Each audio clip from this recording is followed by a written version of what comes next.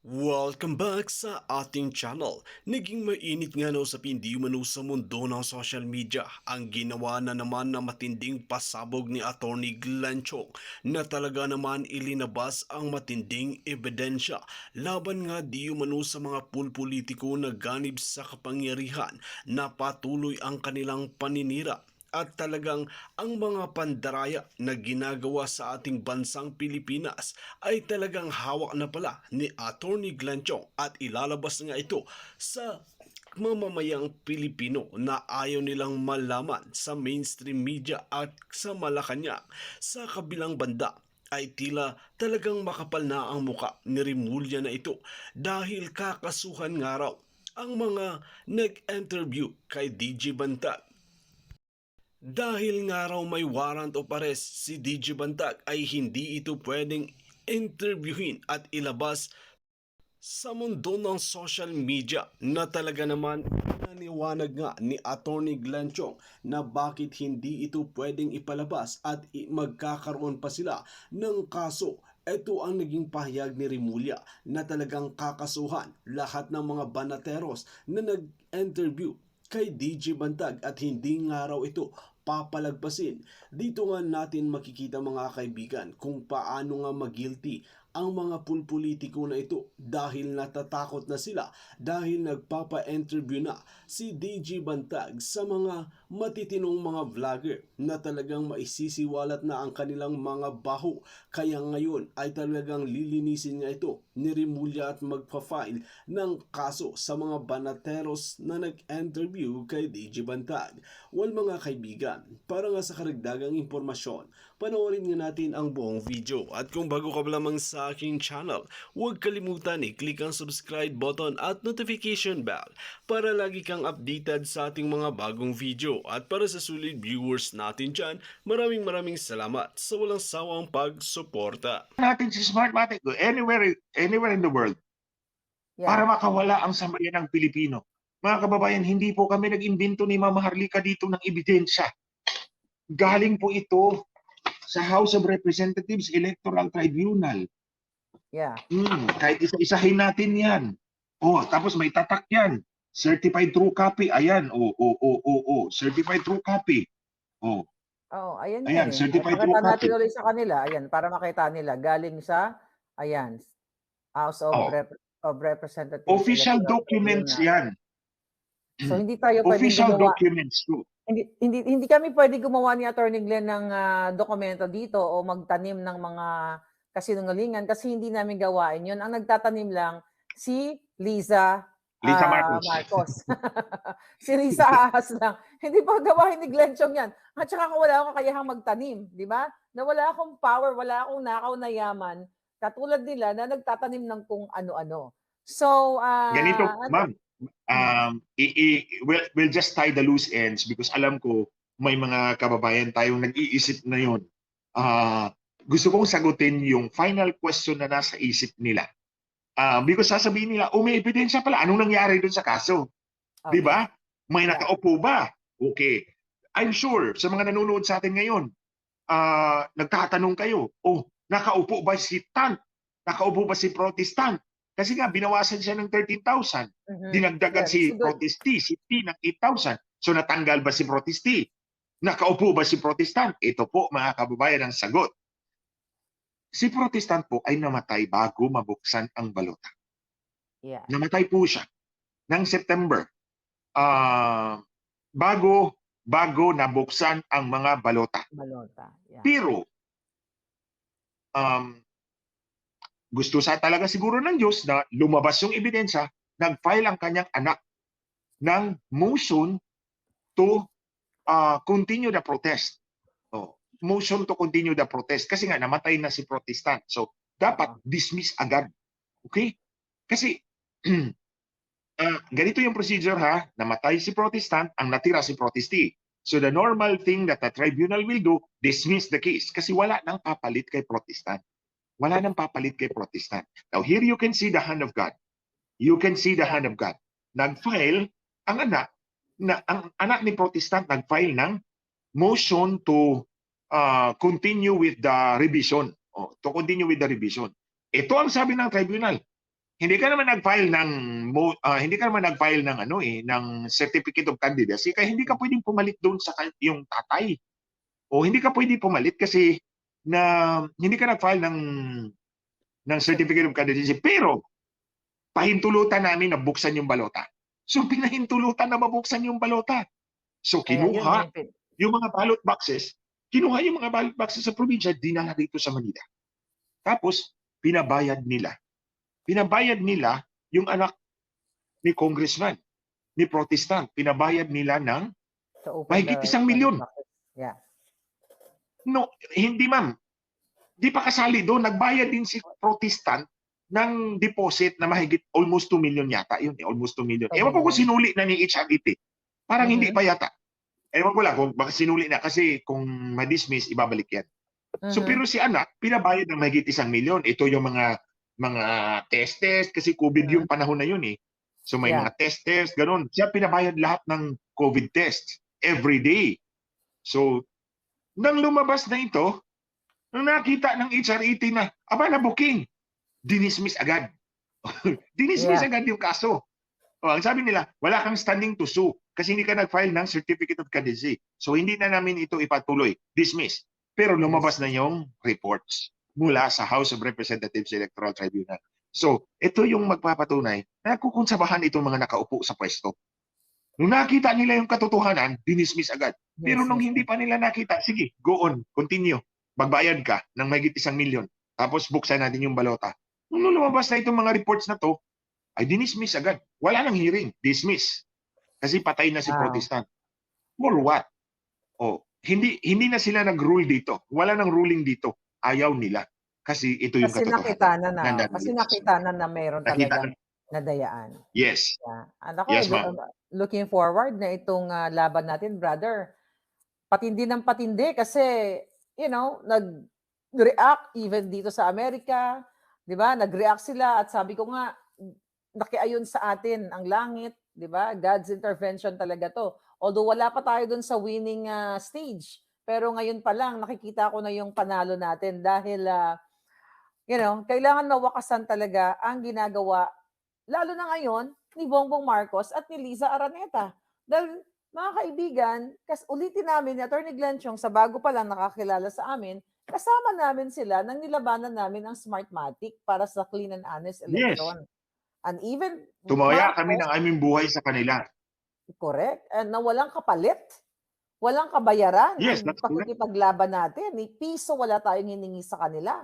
Kundi, matanggal lang ang Smartmatic kapag nakaupo na siya. Kasi nga, nagki-claim si Marcos Jr., si Kuting, na siya ay dinaya during 2016. Tapos ulit-ulitin natin na pag-upo niya, wala siyang sinabi kahit isang tuldok about sa Smartmatic. Kasi sila ang gustong gumamit. Yes, sa 2025. Ay, by the way, Attorney Glenn, so I believe yung bidding Yes, for 2025 election, na ano na ba? Na i-award na ba sa Smartmatic? Ano ba nangyari dito? May update kayo? Ang pagkakaalam ko kasi, kaya nga po nag-execute ako ng affidavit at nilabas ko po sa middle of September. Kasi ang pagkakaalam ko, magsisimula Yeah. yung bidding process by the middle of September. Kasi yun yung sinabi ni George Garcia eh. Second week of September, lalabas na namin yung terms of reference. Then pwede nang, siguro magkuha ka na, bibili na sila ng bid documents, ganun. Oo. So kaya, I have no more other time. Ayoko namang maubusan tayo ng oras. So nag-execute ako ng affidavit para ma-file yung disqualification. Para pagkuha ni Smartmatic ng what is this, ng bid documents, alam na nila na mayroong petition for disqualification laban sa kanila. At alam na rin ng COMELEC. So, ang pagkakalam ko, hindi pa yata ni-release yung terms of reference. So, hindi pa nagsimula yung, siguro na nabulabog. Nabulabog yung kanilang time frame. Yes, nabulabog. Because, hindi lang naman tayo, ma'am, dito sa Pilipinas. Nabulabog din sila dun sa kaso ni Andres Bautista. And then, suddenly, ito lumabas ngayong araw lang, si Fox News ay nag-apply din ng si OAN nung dati pa. Si OAN nag-apply ng authority from the judge na pumunta sa Pilipinas, yung mga abogado nila para magkuha ng ebidensya. Si Fox News naman, ngayong araw lang ito lumabas, ma'am, di ba? Yeah. na nag-file din sila ng authority sa court na isubpina si George George Soros. Soros. At Yes. kuna ng deposition si Lord Malloch Malloch. Brown, yung kaninang sinasabi kong chairman ng Smartmatic. So, kumbaga, si Fox News, malaking outfit yan. O, si George Soros pala ay umaayaw doon sa subpina. Ayaw niya doon na magtistigo or sumagot sa mga tanong ng abogado ni Fox. At ayaw din niyang tanungin si Lord Malloch Brown na siyang chairman ng Smartmatic International or SGO noong 2016. Nasabi ko nga, pumunta siya rito, nakipag-meeting kay Noynoy Aquino, tapos tinanggal na nila Bautista yung 3 disqualification ng Smartmatic. Yeah. Nga pala, ma'am, bago tayo makalimot,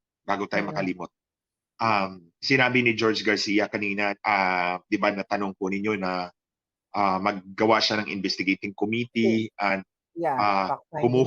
humingi yung Justice Department ang dokumento sa Pilipinas. Yes. Paalala lang kay George Garcia, ibigay nyo ang lahat, huwag nyong itago. Kasi kung hindi nyo True. ibigay ang lahat, merong kami.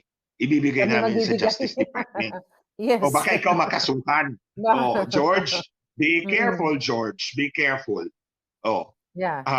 Hindi ko sasabihin ko anong hawak namin, ha? Hindi ko sasabihin. But Correct. remember, I will not bluff. Hindi ako nagbabluff.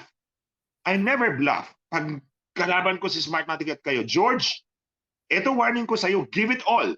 Ibigay mo lahat na hinihingi ng Department of Justice ng United States. Kasi kung hindi mo ibibigay, meron kaming ibibigay doon sa kanila that will directly pin Smartmatic and Andres Bautista. Si Andres Bautista at si Smartmatic. Smartmatic, I will give you an idea, is never qualified. Hindi kwalipikado si Smartmatic according to the law and your terms of reference. Dig it up, George. Dig it up. Dig it up. Ang sinasabi ko sa inyo, look at your terms of reference in 2016. At tingnan nyo yung batas, Republic Act 9369. Hindi kwalipikado si Smartmatic on that ground. Hindi ko sasabihin ko anong ground. Pinalusot ninyo. Now, if you will not give that to the Justice Department, kung hindi mo ibibigay yan, George Garcia, to the Justice Department sa US, ipapadala ko yan doon. Tapos ikaw, kakasuhan ka for contempt. Kasi minislead mo yung US Department of Justice. True. Humingi yung Department of Justice sa inyo ng ebidensya. Tapos hindi mo ibibigay lahat. Pag hindi mo ibibigay lahat, and then you're an accomplice of Andres Bautista and Smartmatic. Give it all, George. Kung hindi, itong hawak namin, hindi lang ako, meron pa sa kabila. Meron pang isa doon, may hawak din. Papadala namin sa Department of Justice para magkabukingan tayong lahat. Correct. Kaya nga panic mode na Give it sila all. ngayon. Kaya siguro nga dinidelay din nila yung pag-approve sa Smartmatic kasi nga nabulabog sila. And this is really good sign. Diba? Kasi kung walang kontrobersya, kung walang expose ni Attorney Glenn Chong, kung hindi nakasuhan si Andres Bautista at Andres hindi Bautista. si OAN and the DOJ here and Fox News, so malamang na i-award na kay Smartmatic na naman. Itong Yes. right? Kung walang maingay, walang Maharlika, walang Glenn Chong at yung mga cases dito nga na nasasakutan ni Andres Bautista dito sa Amerika. Alam mo kung hindi tayo nag-iingay dito, at kung walang nakikinig sa ating mga kababayan natin na nakikita nila, si Smartmatic will get the $380 million, 2.22 billion pesos again. Tapos chuchuguin tayo yung boto natin. Basta ito lang, ma'am, mga kababayan, I direct this to George Garcia. Kung ano man ang hiningi sa inyo ng US Department of Justice, ibigay nyo ang lahat. Kung hindi nyo ibibigay, and I will find a way, ipapadala ko to doon for them to verify kung nandun yan. Kung nandun yung document na yan sa kanila, kung binigay ninyo. Because if you did not, then you are in bad faith. Papakita natin tong video na to. Papakita natin yung video na to, ma'am. Padala nyo sa akin. Kasi ako napupunta sa Department of Justice dito sa Amerika. Ito yung notice natin sa kanila. No, ito yung notice natin sa kanila. We will have to take a few days. Hindi muna natin papadala doon. Kasi dapat umabot muna to sa kanila. Itong warning natin sa kanila. Dapat umabot muna to sa kanila. Kasi kung wala yung dokumento na yon, edi si Justice Department kasuhan mo ng kaso si George Garcia. Oh. You know what? So, kaya warning kay George Garcia, I wag mong think i-whitewash yung the right, investigasyon. kung matino si George Garcia, but definitely hindi siya matino dahil utusan siya ni Liza. Pero let's just for the heck of the conversation, Attorney Glenn. So the fact na nagko-question na ang kredibilidad ng Smartmatic dito sa US at nasasangkot sa ganitong kontrobersya at na-trace nga ng US Department of Justice here na mayroon talagang bribery na naganap between Smartmatic and the former COMELEC chairman, dapat i-hold niya yan eh. Di ba? Yun yung pinaka-the best na gawin na i-hold niya. Yes, ma'am. Right? Yun nga. Ma'am, hindi po kayo abogado. Ang karamihan sa mga nanonood sa atin ngayon, hindi po mga abogado yan. Ordinaryong tao lang po yan. Yeah. Pero, ang nasa isip mo, yung nagpapatakbo ng eleksyon ay nasangkot sa panunuhol. Hindi lang panunuhol ng tao, ordinaryo, kundi yung chairman ng COMELEC mismo na nagbibigay ng kontrata sa kanila. Tapos, hindi lang, gumawa pa ng faking bank account. Gumawa pa ng code word for money, salsa. Nasangkot pa dito sa 99 ballot boxes na nabuksan na hindi naman pala tama ang bilang ng balota at ng makina. So, anong nasa isip mo? Ang nasa isip natin mga kababayan, natural. Hindi ko pagtitiwalaan yan. Yes. At this point, hindi mo na mapagkakatiwalaan si Smartmatic. Pero anong sabi ni George Garcia? The benefit of that, presumption of innocence. Innocence. Sabi niya, Smartmatic is presumed innocent until proven guilty. Excuse me, George. Yun nga. Nag-aral ka ba yata ng criminal law?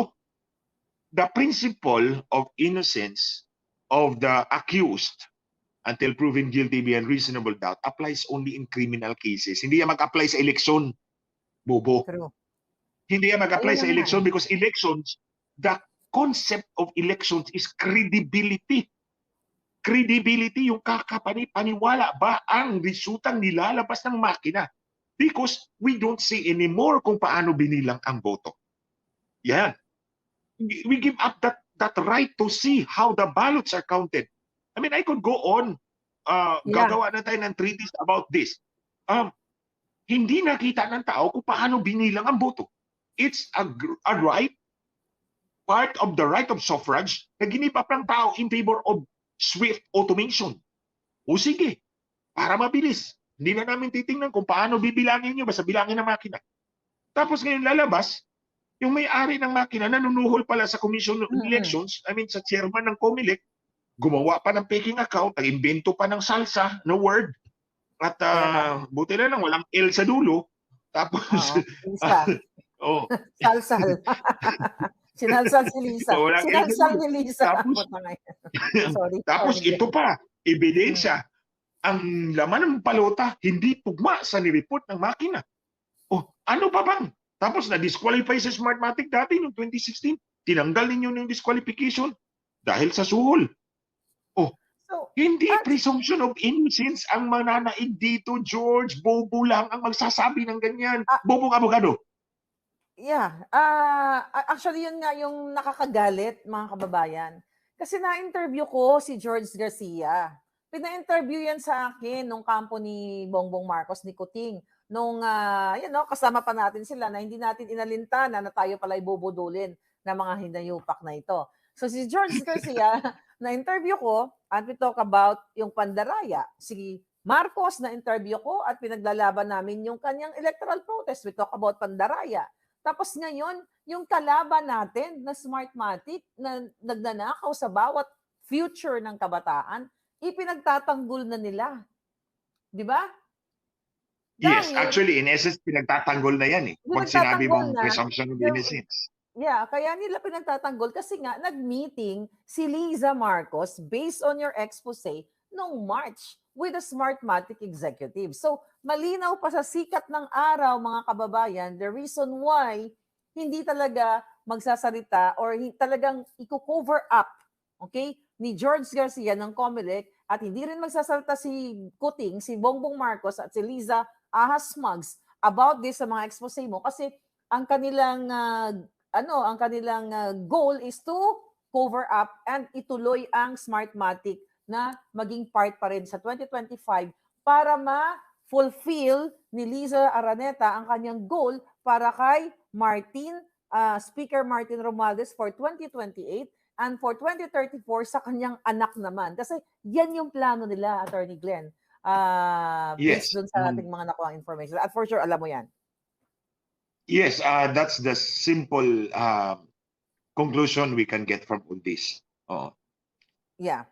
So, actually, parang election season na sa Pilipinas eh. Kasi ang daming mga propaganda na laban kay Inday Sara at pinapabango na oo. rin. Attorney Glenn, you know what? I don't know kung familiar ka, no? Sa TikTok, yung mga kabataan ay binabayaran ngayon ng kampo ni Lisa Marcos, nila Emerald. Kilala mo yan mga yan, kilala natin yan. Sila Emerald, sila Yes. France.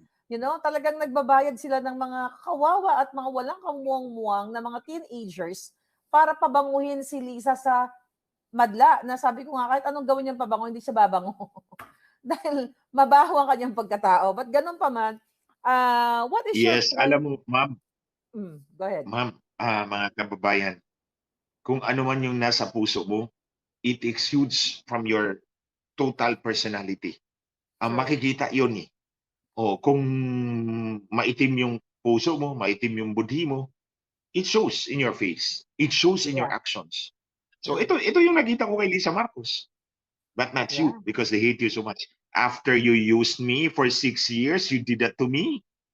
What a bitch. Well, may talagang may karma naman, brother. So, ano ang view mo dito sa ginagawa kay Sara ngayon? Na tilang binabanatan siya ng ng mga opposition at ako naman alam ko for sure na ang nasa likod dito si Liza at saka si Tambaluslos. And si Kuting naman, yung presidente mo, yung presidente niyo dyan na Kuting, tahimik. Okay. Diba? Unity, No, it's not my president. I know. Hindi nga ako bumoto eh. President Hindi ako president bumoto ng sa kanila. I'm very honest. Yeah, I know. Mm. Sinabi mo nga yan. President ng Smartmatic na lang. Sige. So never niyang dinidepensahan si Inday ngayon. Parang pinababayaan niya na puruhan ng mga taong nasa, mahal niya. Mahal ni Kuting. Actually, ma'am, mga kababayan, you can see the parallelism sa nangyari sa akin at kay Sara. For 6 years, ginamit nila ako nitong mag-asawang ito. 6 years. Ako naman, hindi nyo ako kailangan bayaran because it is my advocacy. I am true and faithful to my cause to free the Filipino people from the evil clutches of Smartmatic. Yun lang yung nasa puso ko. God can kill me right now kung hindi yun yung totoo. I can swear that. God can kill me right now kung hindi yung nasa puso ko. We need to be free from Smartmatic kung gusto natin mabawi yung kinabukasan ng ating mga anak at mga apo for you and for me. Now, for 6 years, I was there. I served them. I helped them. Walang kondisyon. Like sa inyo, ma'am. Nandun kayo. Yeah. But at the end of the day, yun na nga. But not you because they hate you so much. So, binenta ako kay Smartmatic. In the same way, nakikita ko yan kay Sara ngayon. Ginamit si Sara at that time because kung tumakbo si Sara ang presidente, I tell you, hindi mananalo si Bongbong Marcos. Bongbong Matic. Yeah. Hindi siya mananalo. Si Sara ang mananalo. Alam natin lahat yan. Kung hindi nag-slide down si Sara, walang Bongbong Matic na presidente. Si Sara ang mananalo. But Sara made the ultimate sacrifice. Bumaba siya. Bumaba siya ng pwesto. Nag-tandem sila. Nabudol din si Sara, ngayon, nabudol. Ito, yun na nga ma'am, mga kababayan, budol-budol muli. Hindi lang Bongbong Matic, budol-budol muli. Okay. Yeah. So, ngayon, nakikita mo, pinagpipistahan si Sara doon sa confidential funds. By its nature, ang confidential funds is not wrong. Dati alam ko may isang presidente, ginagamit niya yung confidential funds, pambayad ng blood money ng ating mga kababayan na nahaharap sa bitay sa Middle East. Yeah. And I did not complain. I know about it. I knew about it. I was congressman at that time, but I did not complain. Because yung confidential funds na yun, assuming loose yung control ng Commission on Audit, hindi siya nakukontrol. But it served a purpose. Hindi yung confidential fund, yung iba pang pondo ginamit din para may pang-blood money, para maisalba yung buhay ng ating kababayan na nahaharap sa bitay sa Middle East. Because one thing to save them is to pay blood money. And blood money is not cheap. Hindi cheap yun. So, ako, I don't look at confidential fund as that really sinister or demonic as what the opponents of Sara Duterte would like to portray. As if they are saints. As if hindi sila gumamit ng confidential funds. But kung ikaw yung presidente, partner mo yan. I never heard you defend her. Wala akong narinig eh. Hindi dinipinsan eh. Kumbaga nilaglag niya. Nilaglag niya after ginamit. Si Sara. True. Nilaglag after ginamit. In the same way, nilaglag ako after ginamit. So, user-friendly. What term can I describe it best? User-friendly. What term can I best describe it? Yeah. And So, also, yun yung nakikita ko. Kasi, ma'am, mga kababayan, they need to destroy Sara. Otherwise, walang chance si T. Yeah, si Tambaluslos. Well, wala naman talaga siyang appeal. I mean, ngayon, yan, mamaya bobodyakin ko yung mga yan pagtatapos natin. Ma'am, wait lang. Si T, si Tambaloslos, nandun din yung abogado niya sa meeting ni Smartmatic sa una, noong December 10, 2021. Nandun din. So kasabwat si Tambaloslos dyan sa Smartmatic team. Kasabwat siya dyan kasi nagpadala siya ng abogado doon eh. If you look at my affidavit, merong isang unang meeting noong December 10, 2021. Remember, I remember the date because it's in my phone. December 10, 2021, sinabi ng secretary ni Lisa Marcos, ni-request ka ni Lam na pumunta doon sa meeting ng Smartmatic sa 5600 South Superhighway corner, anong street yon. So, the next day, hindi ako nakapunta, nalaman ko, ang kaibigan ko nandoon. Sabi niya, ito yung mga taong nandoon. At nandun yung abogado ni Tambaloslos. So, kasama siya dyan. Kasama siya, definitely. Malinaw pa sikat ng araw na ngayon, tinatrabaho na nila ang 2028, actually, 2025 and 2028 election. And Attorney Glenn, I don't know kung nabalitaan mo na talagang isa-isa tayo na gustong tumbahin itong gobyernong ito. When I say tumbahin, kakasuhan, sisindakin. So recently, may 3 vloggers, sila Banat Bay, si Coach Oli, and si Dada. Coach Dada, di ba? Basta si Dada. So, binanggit Si ni Boss Dada. Remulla, Boss Dada pala, hindi siya coach, no? Ayan, Boss Dada. Pwede na rin coach. But anyway, so sinabi ni Remulla, Sino yung isa doon? Sino yung isa doon? Coach Oli. Coach Oli. Okay. Okay, sige, go ahead. Kasi sila yung mga nag-interview kay General Bantag. Okay? Okay. So, Attorney Glenn, nag-interview sila dahil nga yung nakakasangkutan ni General Bantag.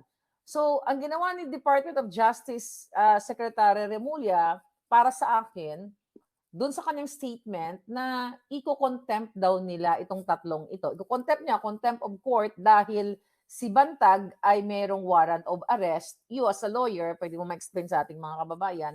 So, may warrant of arrest na si Bantag, so dapat daw hindi ini-interview. Kasi, ang pwede mangyari sa kanila, i-contempt sila, contempt of court nga. Can you explain po dito sa ating mga kababayan? Tama ba ang sinabi ni Remulla na pwede niyang gawin yon sa mga vloggers na hindi naman naging part ng court hearing na yon? Or hindi naman part sila ng kaso ni General Bantag? Nag-interview lang naman sila?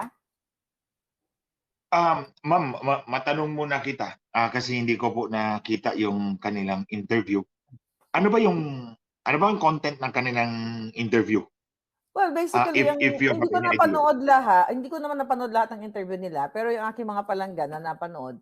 So, tinatanong lang nila yung case ni Bantag, kung kumusta na siya, mga basic na question lang. kumusta na, ano na ang siguro ang sitwasyon niya. But definitely, knowing these three vloggers, that hindi naman sila part talaga nung team ni Bantag. I mean, when I say team, nung hindi sila part ng kaso. Sila ay mga vloggers like me.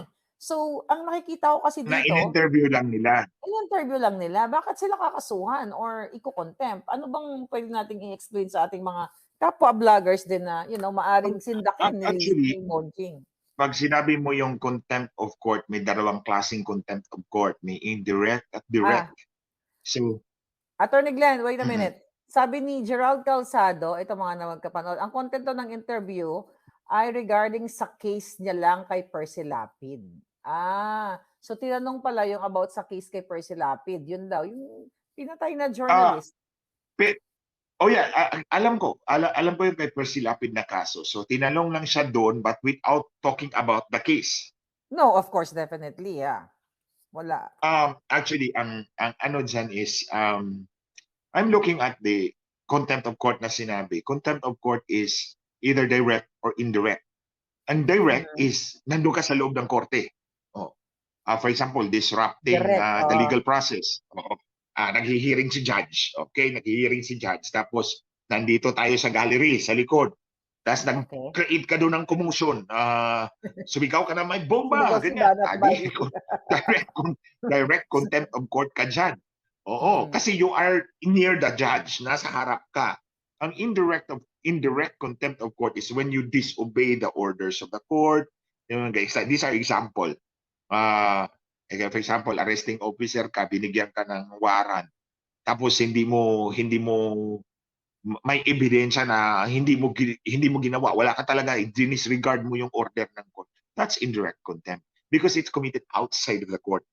Outside the Mhm. court, it's a disobedience to the court's orders, processes. That's indirect. Ang direct is Mhm. doon ka, nag-create ka ng commotion sa loob. O Obviously, commotion. this is not direct contempt. Okay ha? Obviously, this is not direct contempt kasi ang interview sa labas yun eh. Okay? Mhm. Yung interview nila kay Bantag is sa labas yun. Wala yun sa loob ng korte. So, hindi siya direct contempt.